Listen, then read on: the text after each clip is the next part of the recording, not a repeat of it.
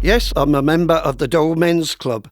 Let me make sure I'm understanding you correctly. It's called the Dull Men's Club, yes? Dull as in boring. Yeah, dull is the new black. It's sexy being dull. Women like dull men. They know we're not going to run off with Lady Gaga or something. Yeah, understood. We're very reliable. Exactly. That is Kevin Beresford. In addition to the Dull Men's Club, he belongs to another group that might sound dull. I'm the president of the UK Roundabout Appreciation Society, also known as Lord of the Rings. That's my official title. A roundabout, if you don't know, is a small circular traffic intersection, typically with one lane. There is no traffic light or stop sign, more likely a yield sign at each entry and exit. The traffic, therefore, flows continuously, if slowly, around a center island. A roundabout is not the same as a rotary, which is also known as a traffic circle. Rotaries tend to be substantially larger than roundabouts, with higher speeds. Roundabouts are much more common in the UK than in the US, and you could think of them as a kinder, gentler version of the rotary. So that's nice. But still, a roundabout appreciation society? All this came about in the year 2003. I ran a small printers in the town of Redditch in Worcestershire, England. Redditch is in the West Midlands, near Birmingham. We didn't have a lot going for us in that town. We had 3 prisons, but no cinema. We did have a 24-hour Tesco, but that was about our limit. What we did have was a copious amount of roundabouts. So just for a giggle, I'll be honest here, just for a giggle, we ran off a roundabout calendar to give to our customers. And I couldn't believe the feedback I got. It sold all around the world. That first calendar was called The Roundabouts of Redditch. It inspired further editions. The best of British roundabouts, roundabouts of the world. So it was only natural that a roundabout appreciation society would follow. Yeah, in the old days, we used to meet on a bi-monthly basis in a pub called the Black Tap. We would swap data and roundabouts that we've come about, mainly from when you've been on holidays. And I hope you'll get back to all that once the pandemic recedes. But when you get together in the pub to discuss all things roundabout, no offense, Kevin, but what's there to discuss? Well, it's the aesthetic quality of the roundabout. I mean, I've seen fountains, statues, planes, boats, trains, pubs, churches. There's even up in Yorkshire a working windmill that actually produces flour. Can you believe that? On a roundabout. And that's the beauty of a roundabout. Anything can go on a roundabout. Now, have you named your best roundabout of the year for 2020? The English one is the Flanders roundabout in Ashford in Kent. It represents the First World War. You've got 7 British Tommy soldiers, all with their heads bowed, with a vintage World War tank, and even the trees that have been planted there are from Flanders.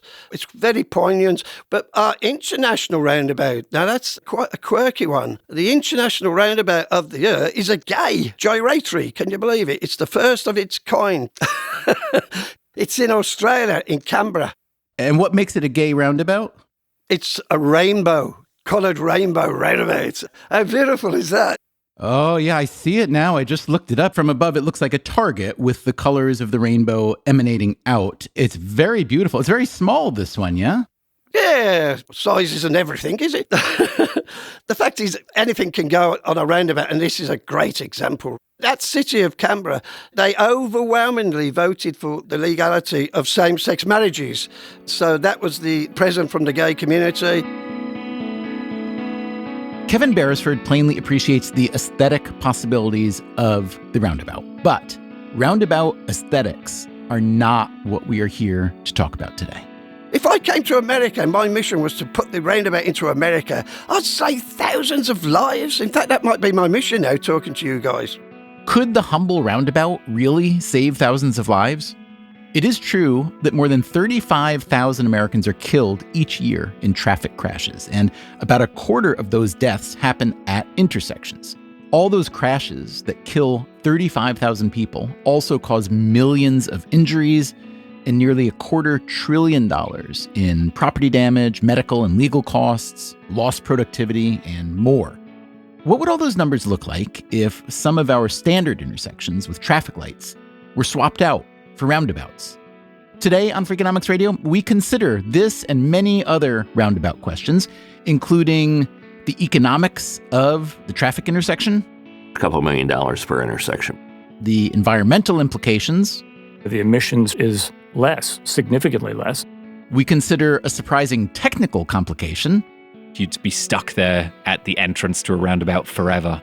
and we wonder, why doesn't America have more roundabouts?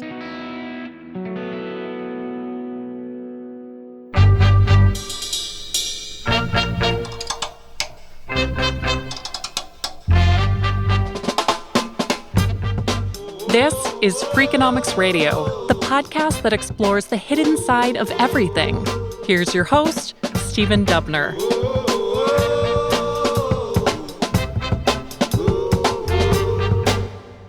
Tell us a little bit about Carmel, Indiana. I know it is, I'm not sure if suburb is the right word, but it sits right next to Indianapolis. We like to use the term edge city because it is a growing city on the edge of Indianapolis. Jim Brainerd is the mayor of Carmel, Indiana. Our city today is just over 100,000. When I became mayor in 1996, it had about 25,000 people in it. Holy cow. So we've had a lot of growth. It's 50 square miles, which is double the size of the island of Manhattan. But a little less dense. A little less dense, although we've worked really hard to build a walkable, pedestrian-friendly downtown. So, as I understand it, Mr. Mayor, Carmel is particularly famous for, or at least prolific in its use of, a particular traffic pattern, yes? We have built more roundabouts than any other city in the United States or North America, and perhaps the world. We have 133 with a handful under construction as we speak. There's about 15 traffic lights left in our city. All but one of those I would like to see converted to a roundabout. Then we'll pretty much be finished. This one little edge city accounts for just under 2% of all the roundabouts in the U.S. The best estimate we could find puts the U.S. total at around 7,000. The U.K. has as many as 25,000 roundabouts, and of course it's much smaller than the U.S. France has as many as 50,000 roundabouts. So how did Carmel, Indiana become an American outlier in roundabouts? And I had seen the roundabouts when I was doing graduate study in England back in the early 80s. And so I asked one of our consulting engineers to design a couple for a new road we were building on the east side of Carmel. This was in 1996 when Brainerd became mayor. And he says, no, I won't put my professional stamp on them. They're taking these things out in New England. They're dangerous. Brainerd suspected that the engineer was confusing roundabouts with the much larger, higher-speed rotaries, a forgivable confusion given the nomenclature. And rotaries were, and still are, quite common in New England.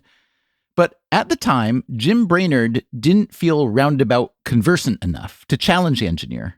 And so the next weekend, I drove up to Purdue University to their engineering library and found a bunch of articles about the differences between roundabouts and rotaries. And I took these articles back and handed them to the engineer. I said, please read these. Brainerd is as pro-roundabout as a person can be, as evidenced by the 133 and counting roundabouts in his relatively small city. I would put him somewhere between roundabout booster and roundabout evangelist. So I was curious to know if his boosterism is based on personal preferences or something more empirical than that. In other words, what problems exactly does the roundabout solve? Let's start with the most important problem: injury and death from vehicle crashes. In 2019, the most recent year for which we have complete data, crashes in the U.S. produced around 36,000 deaths and 2.75 million injuries.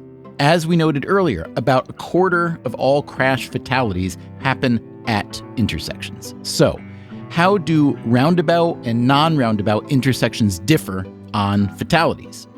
Looking at U.S. crash data from 2017 to 2019, you see that 0.1% of crashes at roundabouts result in a death. That could be the death of a driver, passenger, pedestrian, cyclist, anyone. 0.1%. That is one death per 1,000 crashes at roundabouts. Okay? And how about your standard four-way intersection with traffic lights or stop signs? The death rate there is 0.4%, or 4 deaths per 1,000 crashes. Even worse is what's called a Y intersection. Picture a capital Y with a three-way convergence. For every 1,000 crashes at a Y intersection, there are 9 deaths. Now, there could be confounding factors here. It could be that roundabouts tend to be put in areas where there's less dangerous driving already, or areas where fewer people drive at night. But just looking at the data on fatal crashes, it would appear that roundabouts are much safer than other intersections. Why? Jim Brainerd again. Roundabouts are smaller, and because they're smaller, everybody has to drive through them slowly. It's about speed. Even compared to a rotary, roundabouts are slower. A large rotary allows cars to travel at around 40 miles an hour with a lot of acceleration, braking, and ample opportunity for collision. The roundabout, meanwhile, forces vehicles to slow down to around 15 or 20 miles an hour. At traffic light intersections, meanwhile, everybody is sped up even when that stoplight is green to get through before it changes. And sometimes we drive through a pink light, too. A pink light, if you don't know, is what you call a traffic light that's just about to turn red. And the human error rate doesn't really change. So the question is, what type of accident are we going to have? Well, if you sped up to go through a yellow light or a pink light or even a green light and somebody makes a mistake, it can be a very bad accident. At slower speeds, it's not nearly as dangerous. And it's safer for pedestrians, it's safer for the handicapped, it's safer for blind people. But raw speed isn't the only factor. Roundabouts allow the intersection to manage itself in a manner of speaking. That's Doug Hecox. He is a spokesman for the Federal Highway Administration, or FHWA.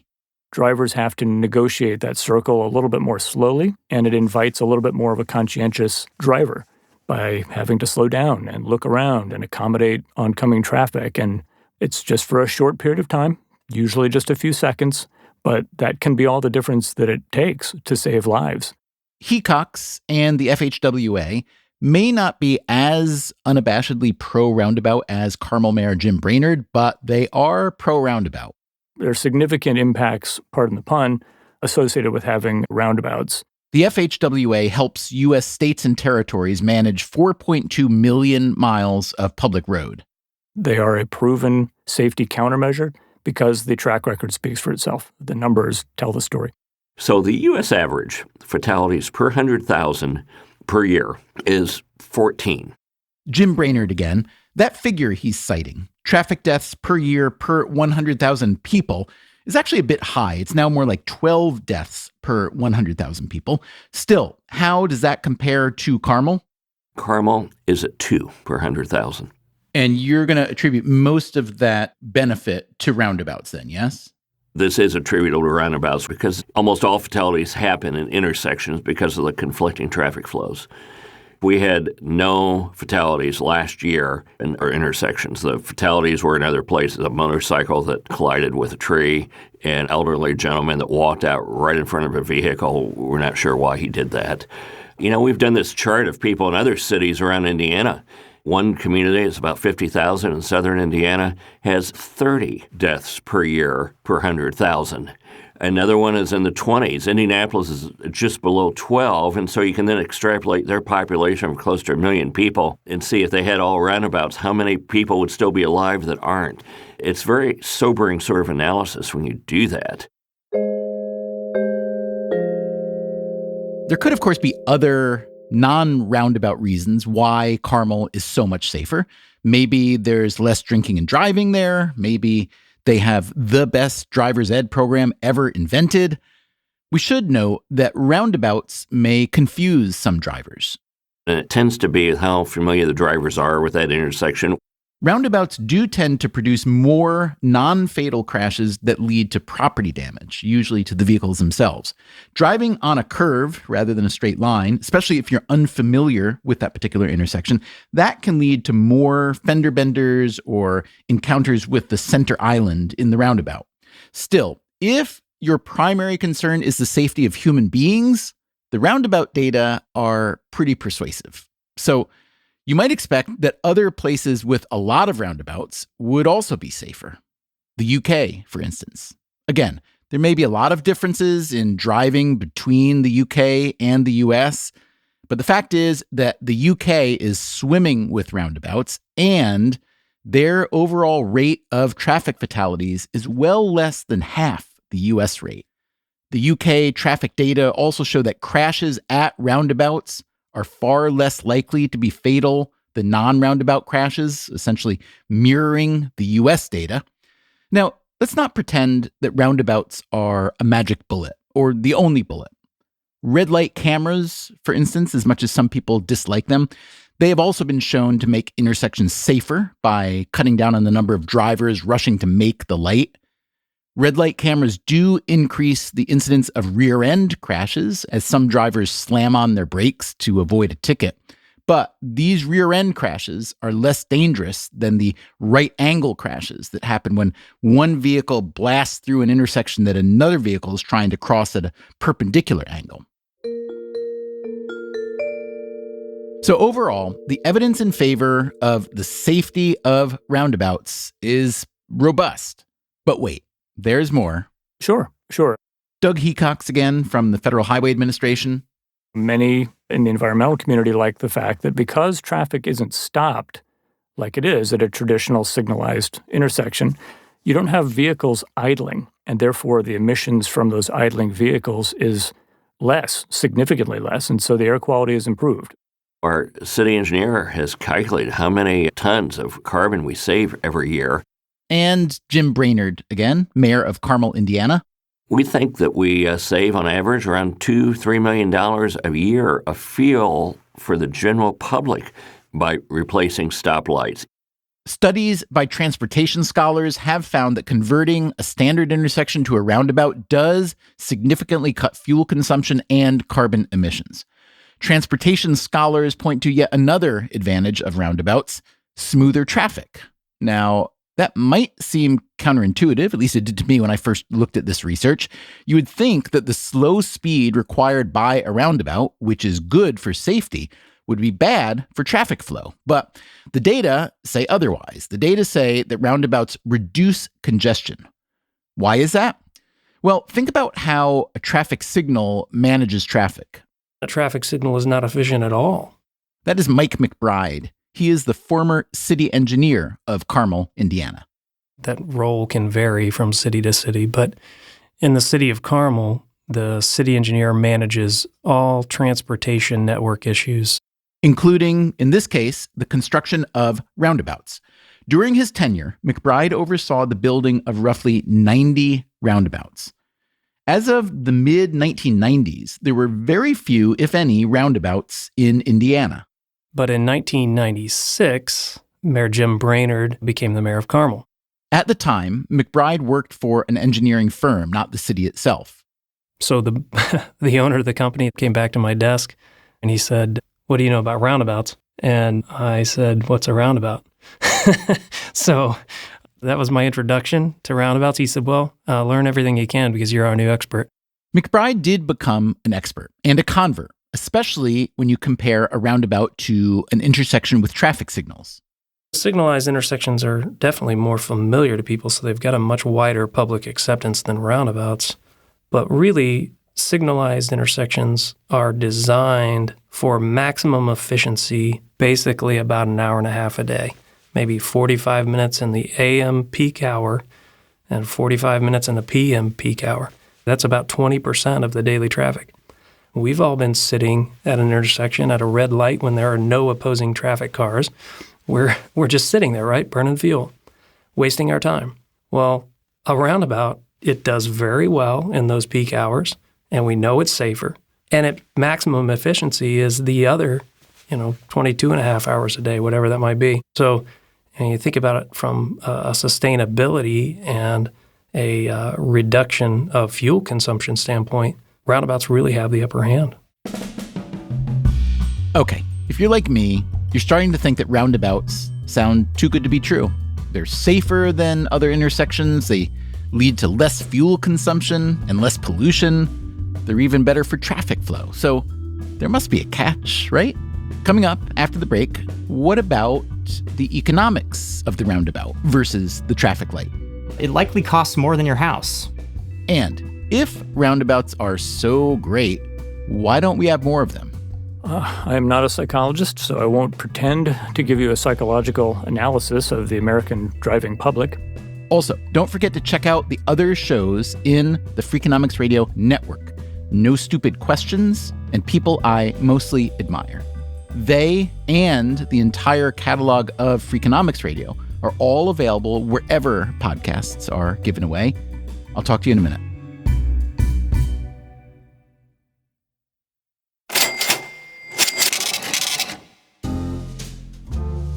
Let's say you have been listening to this episode and you are a mayor or sit on a city council or run a transportation department. And you say to yourself, I think it's time to get rid of some traffic lights and get me some roundabouts. They save lives and fuel. They cut down on pollution and congestion. Why on earth would I not want them?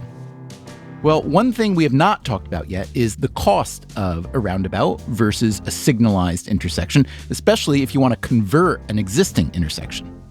There are a lot of factors to consider here, including real estate. A roundabout can take up more space than a standard intersection.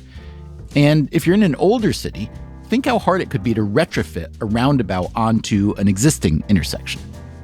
So let's start with one of the most obvious costs of a traffic light intersection, the traffic lights themselves. For that, we need a specialist. My name is Zachary Crockett, and I'm a reporter who's obsessed with the economics of everyday things. It seems like you cast your eye on a lot of things that a lot of people walk past and don't think about. How do you do that? One thing I do is I'm an active member of probably 200 Facebook groups. So my feed is, posts from Dogecoin traders and doomsday preppers, chicken farmers, all kinds of niche communities. And we should say you're not a chicken farmer or a Dogecoin investor. Is that true? Neither of those is true.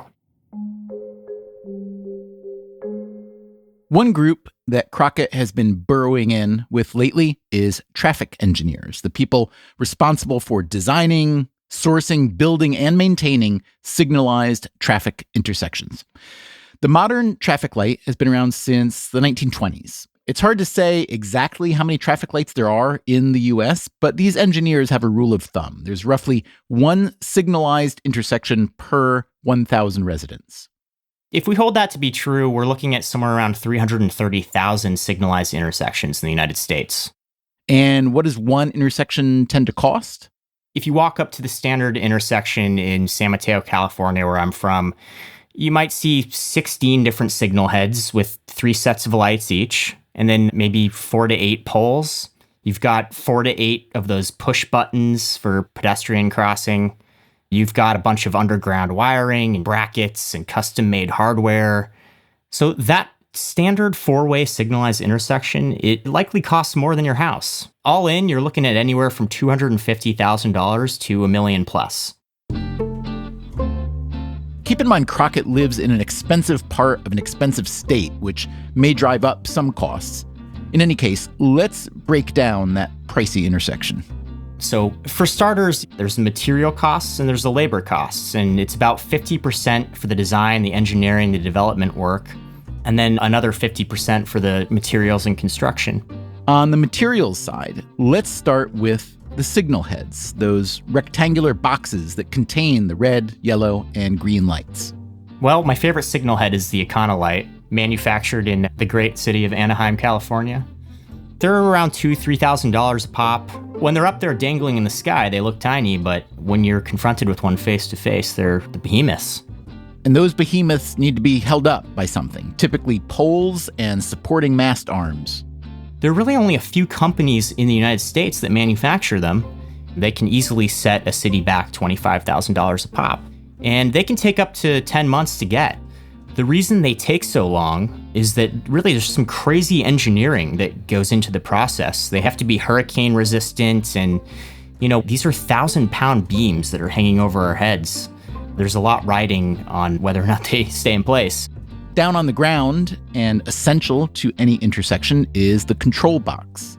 It's like the size of a mini fridge. And inside, there's a bird's nest of wires and flashing lights and computers. It's kind of the brains of the operation. The controller usually runs around $30,000. The electrification of an intersection can also be costly, depending on the circumstances. The wiring has a very dramatic range in cost. It can be like $3 a foot to $100 a foot. It's not the wiring itself, it's more what the wiring requires. Sometimes you have to do underground drilling and routing, and you have to rearrange an entire intersection to accommodate for the wiring. And let's not forget those pedestrian push buttons you see at the crosswalks, which, by the way, often don't work. Altogether, those might run around $20,000 per signalized intersection. And all this equipment will require maintenance and repair. Traffic signal technicians, they've truly seen it all. The Florida hurricanes, drunk drivers plowing into massive steel beams that require months of reconstruction. Rats, for some reason, are attracted to the sweetness of the wiring. Signal heads need to be constantly repainted and hardware needs to be reaffixed. How much has the technology changed over the past, let's say, 50 years for traffic lights generally? One of the major innovations in recent years, which is actually pretty simple, is the transition from incandescent to LED bulbs. So a lot of cities have made that big switch, and it's dramatically reduced their electricity bills. I know LED bulbs cost a lot more upfront, although they also last longer. Are there other downsides to the LED bulb? So one thing we've seen happen is that in Midwestern states like Illinois or Minnesota, the LED bulbs save on energy, but they actually didn't produce enough heat to melt snow in the winter. So that obscures vision for drivers. And at one point, it caused a rash of traffic accidents. So those cheaper LED bulbs had to be affixed with these special heat lamp attachments that negated any savings that they would have had. Crockett has also looked into what it costs drivers to sit at traffic lights, waiting for them to turn green. The Federal Highway Administration, they estimate that traffic signals account for about 295 million vehicle hours of traffic delays per year. If you work it out based on median household income figures, it's about $2 billion in lost time. So those are some of the costs of building and maintaining a standard traffic light intersection. How does the roundabout compare? For that, we go back to Jim Brainerd, the mayor of Carmel, Indiana, the roundabout capital of the United States. Well, there's a couple of different analyses we need to look at. First of all, if you're converting a four-way stop to a roundabout, the roundabout's always going to be less expensive. That is, if you've got an intersection with 4 stop signs, it will be cheaper to build a roundabout than it would be to add traffic lights, at least in Indiana. That's because of all the traffic light costs that Zachary Crockett told us about, plus... So you got operating costs in addition to that. You have to send engineers out to reset the timing, which somehow gets off on a regular basis. And then every 25, 30 years, you have to replace that apparatus. And then you have a cost, in a thunderstorm. The electricity goes out. You have to send a police officer out to direct traffic at a traffic light. The roundabout keeps working. But what if an intersection already has traffic lights and you want to convert it to a roundabout? Brainerd says this easily pays off in the long run, but in the short run... There's a substantial cost, a couple $1 million per intersection probably on average. Because you're taking out that light, you're probably buying some additional land in the corners. You have to move underground utilities out from under the light. And what's that do to real estate and accessibility to that real estate, whether it's shopping or doctor's offices or so on? If I've got a 4-way traffic light intersection, presumably you've got a business on every corner. With the roundabout, do you diminish your commercial access to the point where the cost savings from the roundabout itself, you're maybe losing that savings because you're surrendering commercial opportunity? I don't think so. Sometimes businesses say, I like the cars stopped at a stoplight looking at my business. Well, that's not what we're about. We're trying to get traffic in and out safely and efficiently. We're not meant to market your business with a stoplight. Here's where it helps the businesses. If you can't get in and out of an area because it's congested, people are going to avoid that area. We can move 50% more cars per hour through a roundabout than you can a stoplight. So here's my big question. You make a very compelling argument for roundabouts, and you've built more roundabouts than sounds like just about anybody has. If they're so great, why is every city in America not copying you?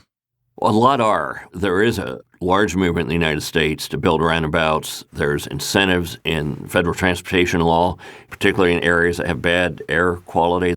Some state DOTs, Department of Transportations, are encouraging roundabout construction. I've been asked by a lot of cities across the country to tell our story and try to help. But I think change is hard for humans. Change involves taking risks. When one takes a risk, you risk failure. It's harder to try something brand new than to do what everyone else has always done. And, politicians, elected officials are making these decisions. I think that's been part of our hesitation. We have this vibrant representative democracy, but sometimes we're afraid to take risks because we want to get reelected. If you look all around the U.S., you do see a good bit of roundabout hesitation. In Flushing, Michigan, a roundabout project that had been under consideration for years was killed off because of fierce public opposition. In La Jolla, California, an existing roundabout was critiqued by one resident who wanted to add stop signs and speed bumps to make the roundabout more, quote, civilized.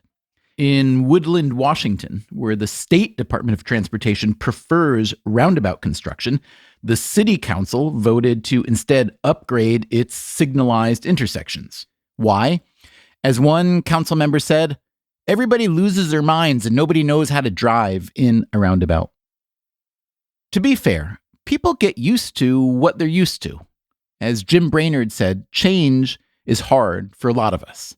But let's be honest. One reason the roundabout remains unpopular in the US is probably that it just seems too European. The city of Bath in southwest England is home to the iconic Bath Circus, or Circle, 3 curved rows of townhouses that surround a ringed road with 3 vehicle entry points. It was completed in the 1760s. Some sources consider the first modern roundabout to be one in Görlitz, Germany, which dates to 1899. One person who subscribes to this roundabout is too European theory is Kevin Beresford, president of the UK Roundabout Appreciation Society. It was that lampoon with Chevy Chase. Look, kids. That's somehow stuck in the psychology of the Americans, that you're just going to go round and round forever on a roundabout. You may remember this scene. I guess what we do is just drive around this circle here. It's from the 1985 film National Lampoon's European Vacation. Chevy Chase plays the American dad Clark Griswold, driving around a London roundabout with his family. Hey, look, kids. There's Big Ben and there's Parliament. But the fears of La Jolla, California and Woodland, Washington are realized. He can't get off the roundabout. There it is, there it is, there it is. I know. I can't seem to get over to the left, honey. I'll try next time. Sorry. So he goes around and around as it grows dark outside. Kids. We know. Big Ben. Parliament. I am not a psychologist, so I won't pretend to give you a psychological analysis of the American driving public. That, again, is Doug Hecox with the Federal Highway Administration. But the Europeans have been using traffic circles in one form or another for far longer, at a much higher percentage of the population than the United States has. The fact is that Columbus Circle in New York City was built in 1905, but for whatever reasons, the roundabout simply didn't become popular in the U.S. The reality of road projects in general, whether they be roundabouts or big bridges, the response to and commitment to it by the public really does vary everywhere for any number of reasons. Some members of the public balk at cost issues, others balk at the design of it, some balk at the timeline of it, others balk at the potential environmental downside of construction. And so it's hard to pinpoint why there may be resistance to roundabouts other than it's an inconvenience or it's going to force me to slow down. But we think they haven't really understood just how beneficial roundabouts can be. Once the drivers use it and actually figure out how to do it properly, their apprehension tends to go away. Indeed, one survey published in a transportation journal found that most drivers, just before a roundabout was built in their area, were anti-roundabout. Within 6 weeks of operation, about half the drivers approved. And once the roundabout was in place for at least a year, the vast majority of drivers approved. I think one of the other complicating factors is that in the United States, we have the most established set of transportation design guidelines compared to other countries. That, again, is the traffic engineer, Mike McBride. That's good for the most part, but what it does is it trains our driving population to rely on the transportation system to instruct them at every move. And it causes them to put a lot of trust, whether deserved or undeserved, in the technology that's built into our transportation system. A roundabout is a deviation from that, because now I have to think for myself. A yield sign at every entry at a roundabout requires that a driver has to come to that yield sign and think for themselves. Am I allowed to go? Am I not allowed to go? So it's uncomfortable for a driver that, wants to be instructed. A roundabout really does stretch how to phrase this, it's almost like the processing power of the human brain. That is Oliver Cameron. I'm the co-founder and CEO of Voyage.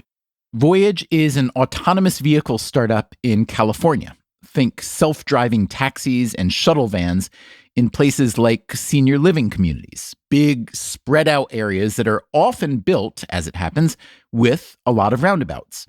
If our future includes more autonomous vehicles and more roundabouts, you have to wonder how well they'll mix. When a human driver enters a roundabout, Cameron explains, what you're doing is having to do this intricate dance almost with all of these other people. You're basically taking social cues from all of these different vehicles, and you're doing that visually. As we've been hearing, learning this roundabout dance can be a challenge for human drivers. In a robotaxi, that same challenge is present. You have to be able to perceive these objects early. Objects including not just other vehicles, but pedestrians, cyclists, dogs. You have to be able to understand their intent, understand their direction, their speed, and all of these things make for a particularly interesting challenge. And a robotaxi is not quite as aggressive as a human driver, so it's very conservative.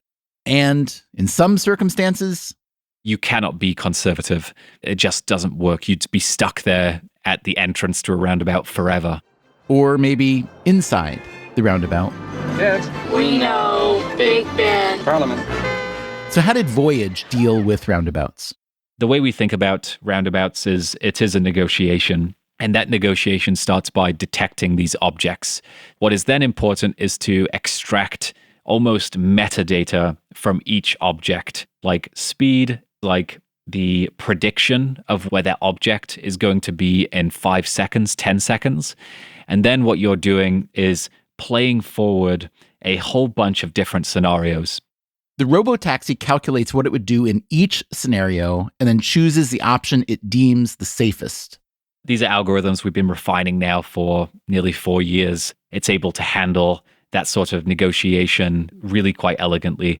So Voyage's vehicles can now navigate roundabouts, as can the Nexo, a self-driving car from Hyundai. Tesla says its self-driving cars will be able to handle roundabouts, but as CEO Elon Musk said last August, it will take maybe a year or so to get really good at roundabouts worldwide. The world, he said, has a zillion weird corner cases. By corner cases, Musk means circumstances that arise outside the realm of normal driving. Everyone knows that strange things can happen when you're driving, with other vehicles, pedestrians and cyclists, the weather.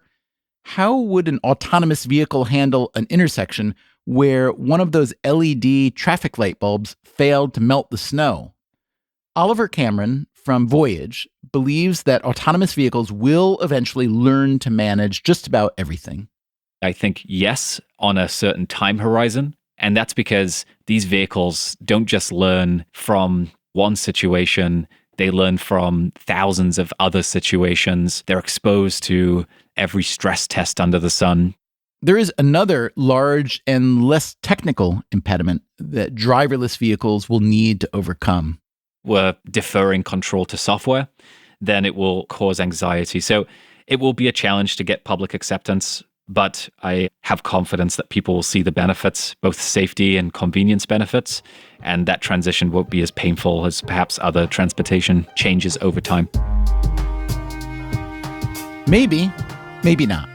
If you believe that autonomous vehicles will, in time, save millions of lives and trillions of dollars, as I and many other people do, then you are eager for the technology, the governance, and the public perception to move forward fast. But if you look at the humble roundabout as one tiny example of a transportation change, you do wonder if maybe the public perception hurdle just might be the hardest problem for autonomous vehicles. That said, remember the survey I mentioned about roundabout acceptance? Most people, before they were familiar with them, were opposed. Acceptance happened relatively fast, and after a year, they probably couldn't even recall why they were opposed. That's the way a lot of us are with change. We fight it until it's inevitable, then we accept it and pretend we never had a problem with it in the first place. Will this happen with the roundabout in America?